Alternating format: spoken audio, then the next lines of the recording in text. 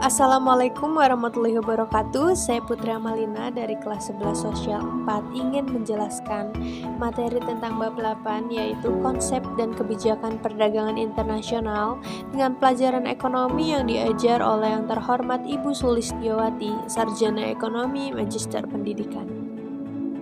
Tahu gak sih kalian apa itu ekonomi internasional dan perdagangan internasional?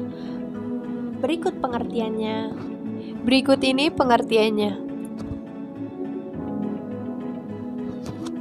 Ekonomi internasional adalah cabang dari ilmu ekonomi yang mempelajari segala sesuatu mengenal hubungan ekonomi antar negara. Salah satu hal yang menjadi kajian dari ekonomi internasional adalah perdagangan internasional. Perdagangan internasional adalah aktivitas transaksi yang dilakukan pelaku ekonomi lintas negara dalam rangka memenuhi kebutuhan hidup masyarakat.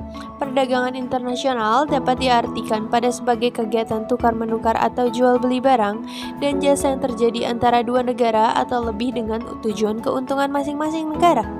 Selain pengertian, ada juga manfaat perdagangan internasional. Apa aja ya?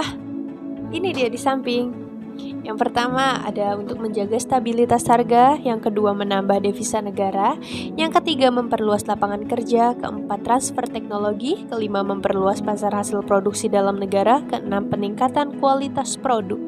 Adapun faktor pendorong penghambat perdagangan internasional, ada dua faktor. Pertama faktor pendorong yaitu perbedaan sumber daya alam, perbedaan sumber daya manusia, berkeuntungan dari adanya spesialisasi, selera, produk, perbedaan teknologi.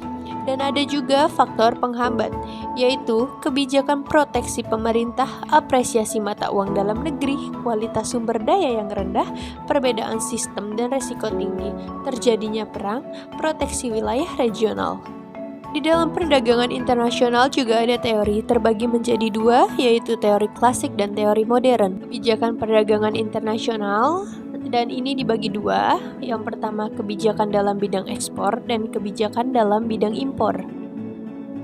Adapun tujuan kebijakan perdagangan internasional, yang pertama meningkatkan pertumbuhan ekonomi, melindungi produksi dalam negeri, menyehatkan neraca pembayaran. Ada juga alat-alat pembayaran yang digunakan sebagai sarana perdagangan internasional. Yang pertama uang tunai, barang, emas. Ada juga cara pembayaran internasional. Berikut tadi alatnya dan ini adalah cara pembayaran. Bisa melalui tunai, wesel, ataupun pembayaran lewat cek. Adapun neraca pembayaran internasional, berikut pengertiannya. Neraca pembayaran internasional adalah catatan yang tersusun secara sistematis mengenai seluruh transaksi ekonomi internasional yang meliputi perdagangan barang atau jasa, transfer keuangan, dan moneter antara penduduk suatu negara dengan penduduk negara lain dalam jangka waktu tertentu, biasanya 1 tahun. Adapun tujuan neraca pembayaran, saya akan sebutkan 3 saja. Yang pertama memberikan informasi kepada pemerintah, yang kedua memberikan informasi kepada pemerintah mengenai posisi pembayaran internasional, dan yang ketiga membantu pemerintah dalam menetapkan kebijakan fiskal dan moneter. Segitu saja penjelasan materi bab 8 dari saya Putra Malina.